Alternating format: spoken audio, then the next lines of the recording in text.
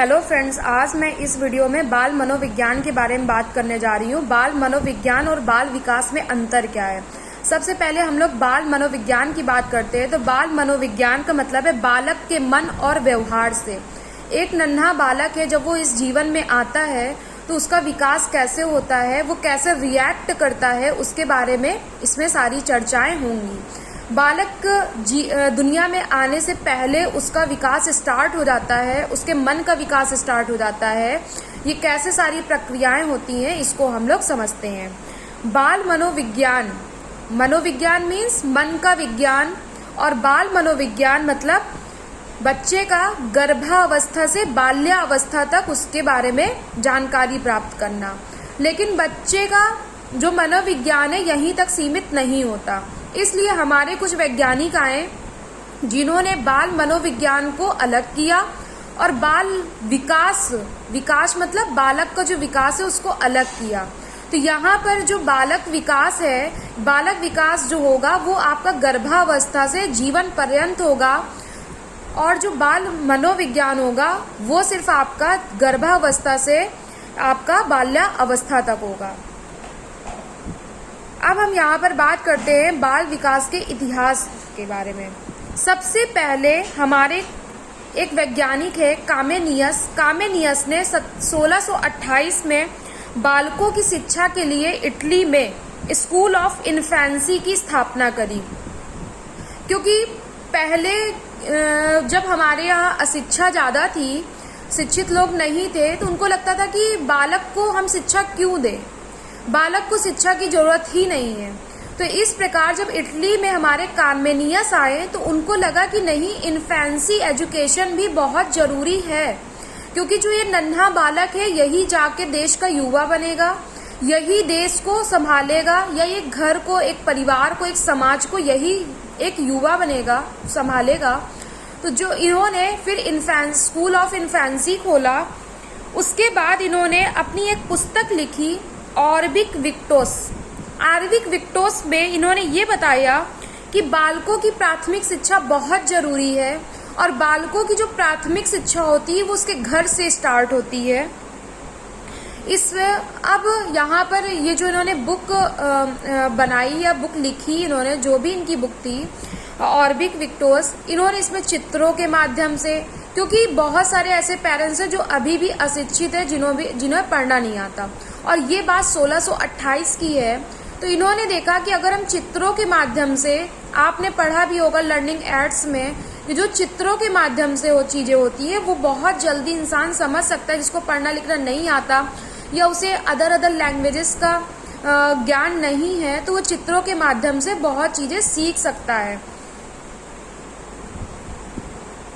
उसके बाद जर्मनी में 1774 में, जो बहुत ज़्यादा इम्पोर्टेंट है, 1628 से सीधे हम आते हैं 1774 में, हमारे एक वैज्ञानिक आए पेस्टोलॉजी, जिसे हम बाल विकास का जन्मदाता भी कहते हैं। ये पेस्टोलॉजी ने बालक के सर्वप्रथम वैज्ञानिक विवरण दिया। जैसे आप अपने मन में किसी के लिए कोई थीम बना लेते हैं, कुछ सोच लेते हैं, वो अलग होता है, लेकिन आपको हर सक्सेस के पीछे आपको कितना आता है उसके लिए आपको एक सर्टिफिकेट की नीड होती है।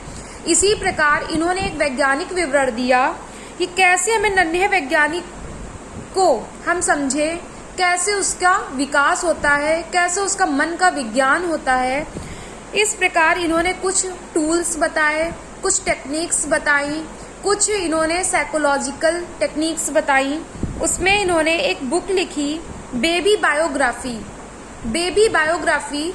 बायोग्राफी इन्फेंसी बहुत जरूरी है उनका विकास करने के लिए, क्योंकि ये जो छोटा समय होता है यही बहुत ही क्षणिक होता है और बहुत ही इसके जीवन के लिए बहुत ही इम्पोर्टेंट भी होता है। तो इस प्रकार इनकी जो जीवन की प्रक्रियाएं हैं, कैसे स्टार्ट होती हैं बालक की, उसके बारे में इन्होंने बताया।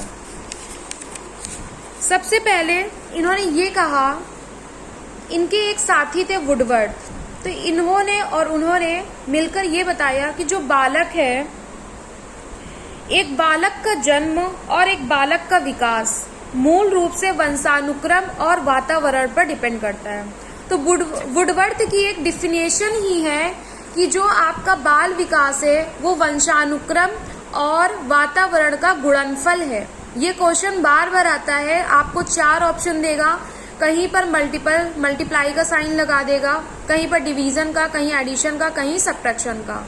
तो आपको याद रखना है कि वुडवर्थ ने कहा था कि जो बालक का विकास है, बालक का विज्ञान है, बालक का मनोविज्ञान है, ये सब किस पे डिपेंड करता है? वंशानुक्रम और वातावरण का गुणनफल है। और ये जो आपको डिफिनेशन एक लाइन की दिख रही है, 2 शब्दों की दिख रही है, इसका कैसे, ये बहुत ही ब्रॉड है, आगे चल के आपको समझ आएगा, खुद ही आपकी अंडरस्टैंडिंग स्टार्ट होगी कि हाँ ये ट्रूली है।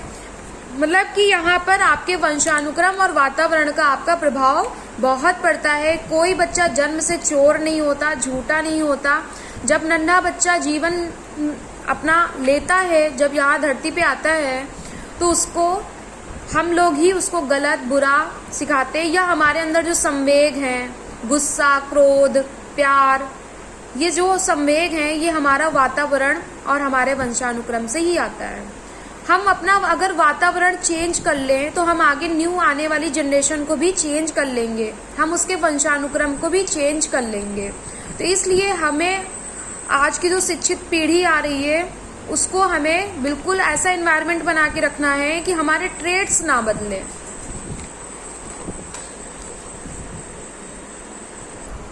वुडवर्थ की बाल विकास को लेकर एक डिफिनेशन और है, मैं इसको एक बार रीड कर देती हूँ, उसके बाद मैं इसको एक्सप्लेन करूंगी।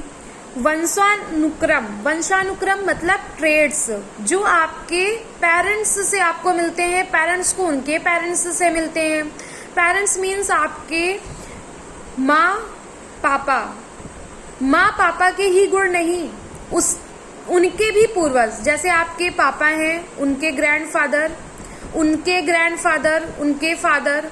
तो ऐसा नहीं है कि सिर्फ आपके फादर या मदर के ही आपके अंदर गुण आ रहे हैं, उनके पूर्वज जो है उनके भी गुण, 10 पीढ़ी पहले के भी गुण आपके यहाँ आ सकते हैं। इसको मैं आगे और एक्सप्लेन करूंगी, जैसे कुछ आपको लैमार्कवाद है, डार्विनवाद है, उसमें मैं इसको एक्सप्लेन कर दूंगी।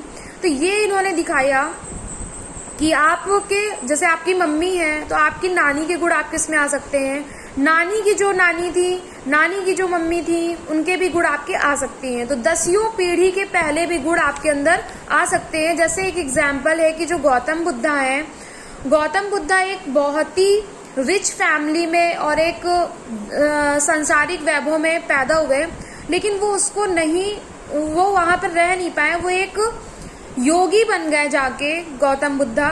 तो इसका मतलब है कि वो जो उनके अंदर गुण आए वो कहाँ से आए, पेरेंट्स से नहीं आए, तो उनके पूर्वजों से आ गए। कभी कभी आपने कुछ फैमिलीज में देखा होगा कि उनके मम्मी पापा बहुत ही लंबे होते हैं और उनमें से उनके सारे बच्चे लंबे, एक बच्चा उनका छोटा हो गया, तो अब ये आ जाता है कि ये कहाँ से आया। तो इसका मतलब है कि कहीं ना कहीं आपके पूर्वजों से वो गुण आए। या कभी कभी कुछ बीमारियां होती हैं जो पेरेंट्स को नहीं होती, बच्चों को आ जाती हैं। या फिर कुछ आपके चलने का तरीका, बोलने का तरीका, आपके रहने का तरीका इन्वायरमेंट पे डिपेंड करता है, लेकिन आपके ट्रेड्स पे भी डिपेंड करता है, आपके वंशानुक्रम में भी डिपेंड करता है, आपके जीन में से भी डिपेंड करता है। अब आते हैं हम लोग वुडवर्थ की ये जो डिफिनेशन है एज इट इज आ जाती है एग्जाम में। वंशानुक्रम में वे सभी बातें आ जाती हैं जो जीवन को आरंभ करते समय, जन्म के समय नहीं वरन गर्भावस्था के समय, जन्म से लगभग 9 माह पूर्व व्यक्ति में उपस्थित होती हैं। एक बच्चा है जो माँ के गर्भ में 9 मंथ्स रहता है, 9 मंथ्स अगर वो गर्भ में है तो वो बहुत कुछ सीख रहा है, वो वहीं से हर चीज सीखना स्टार्ट कर देता है और वो आगे चल के उसका जो वो टाइम पीरियड होता है 9 मंथ्स का, वो उसकी पूरी जिंदगी के लिए ही होता है। इसलिए जितनी भी लेडीज हैं उनको और उनके घर वालों को इतना इसमें ध्यान देना है कि हमें वो 9 मंथ्स कैसे उनको इतना अच्छे व्यतीत करना है, क्योंकि वही बच्चा 60 साल जीने वाला है और 60 साल जी के या तो वो आतंकवादी बनेगा या तो वो योगी बनेगा। अगर आपको थोड़ा सा भी, अगर आपके अंदर जैसे एक गुण होते हैं, दया भाव या फिर आपके अंदर अच्छे करने के कर्म, मतलब आप दीक्षा लेने जाते हो, आप लोगों से ज्ञान लेने जाते हो, आप रामायण गीता का ज्ञान लेते हो। तो अगर आप सिर्फ ज्ञान लेना चाहते हैं तो ज्ञान नहीं, उसको एप्लीकेशन भी करें, क्योंकि जो 9 मंथ्स का पीरियड होता है बहुत ही इंपॉर्टेंट होता है पूरी जिंदगी के लिए। फिर आप चाहे जितना गीता पढ़ लें, रामायण पढ़ लें, महाभारत पढ़ लें, बाइबल पढ़ लें, कुरान पढ़ लें, उसका कोई मतलब नहीं होता। ये बात मैं अगर बाल विकास की कर रही हूँ तो मैं सिर्फ हिंदूज की बात नहीं कर रही हूँ, मैं पूरे वर्ल्ड में कोई भी धर्म हो, कोई भी जाति हो, मैं ह्यूमन बॉडी की बात कर रही हूँ। क्योंकि जैसा आप सोचेंगे वैसा ही आपके बच्चे में असर जाएगा, वो बच्चा वैसा ही बन जाएगा। तो आपको वो जो 9 मंथ्स होते हैं बहुत ही आपको ध्यान देना है, बहुत ही ज़्यादा। आपको अपने ईगो को साइड रख देना है, आपको अपनी बैड हैबिट्स अलग कर देना है। सिर्फ इसमें माँ का ही नहीं, पिता का भी बहुत रोल होता है, लेकिन 90% रोल एक माँ का होता है, एक लड़की का होता है। तो इसलिए अगर आपको अपने बच्चे की फ्यूचर की चिंता, पैसों से, जैसे बच्चा पैदा हो गया आप पैसे से सोचने लगते हैं कि मैं पैसा कमाऊंगा, मैं ये करवाऊंगा, वो करवाऊंगा, वो आप बाद में सोचना, आपको पूरी ज़िंदगी सोचना है अपने बच्चे के बारे में। लेकिन अगर आपने 9 मंथ्स नहीं सोचे तो फिर आप हर चीज़ खो देंगे। फिर उसके बाद एक वैज्ञानिक आते हैं सोरेनसन। सोरेनसन की भी ये डिफिनेशन है, जो पित्रैक मीन्स ट्रेड्स, वंशानुक्रम या फिर जीन्स, बच्चों की प्रमुख विशिष्टताओं व गुणों को निर्धारित करता है।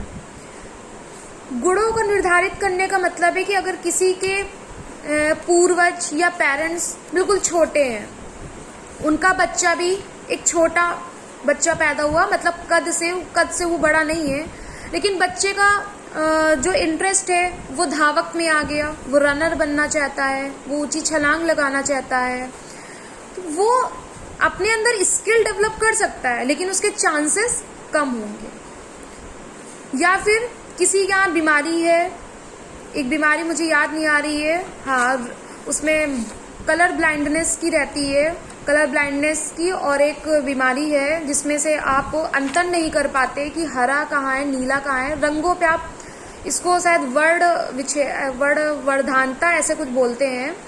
तो ये अगर बीमारी आ गई जिसमें आप कलर्स में अंतर नहीं कर पा रहे हैं, तो ऐसी बहुत सारी जॉब्स हैं या बहुत सारे ऐसे फील्ड्स हैं जहाँ पर आप उसमें अपना इंटरेस्ट नहीं दिखा पाएंगे।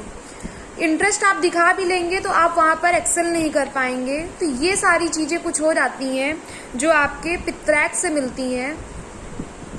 फिर उसके बाद वुडवर्थ ने तीसरी डिफिनेशन यही दी है जो मैंने आपको पहले रिपीट करी थी, वंशानुक्रम और वातावरण का गुणनफल होती है। मैं बार बार आपको कहूंगी कि अभी एक KVS में भी एग्जाम आया था, एवरी एग्जाम्स, मतलब ये हर एग्जाम में आपके आएगा कि मल्टीप्लाई का साइन दे देंगे, डिवीजन का दे देंगे, और ये आपका एडिशन सब्ट्रैक्शन। लेकिन आपको हमेशा याद रखना है कि जो हमारा विकास है, चाहे मनुष्य का विकास हो, चाहे बाल विकास हो, शिक्षक का विकास हो, ये सब आपका वंशानुक्रम और वातावरण के गुणनफल पे ही डिपेंड करता है।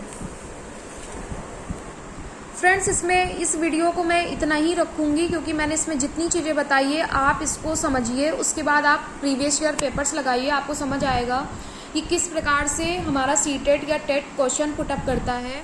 क्योंकि हमारा जो सीटेट और टेट है ये ऐसा एग्ज़ाम नहीं है कि आपको एज इट इज़ उसने लिख दिया, ये अंडरस्टैंडिंग बेस्ड है। तो आप एक बार इसको फिर से आप पेपर्स उठाइए, प्रीवियस ईयर पेपर्स उठाइए और आप उसको देखिए कैसे आपको करना है। बाल विकास बहुत बड़ा टॉपिक है, मैं आगे की वीडियोस थोड़े थोड़े बनाती रहूँगी क्योंकि अभी इसमें जीवन कैसे प्रारंभ होता है, लिंग निर्धारण कैसे होता है, बीज कोष का नियम क्या है, मेंडल क्या है, डार्विन वाद क्या है, ये सारी चीज़ें मैं एक्सप्लेन करूँगी छोटे छोटे वीडियोज़ में।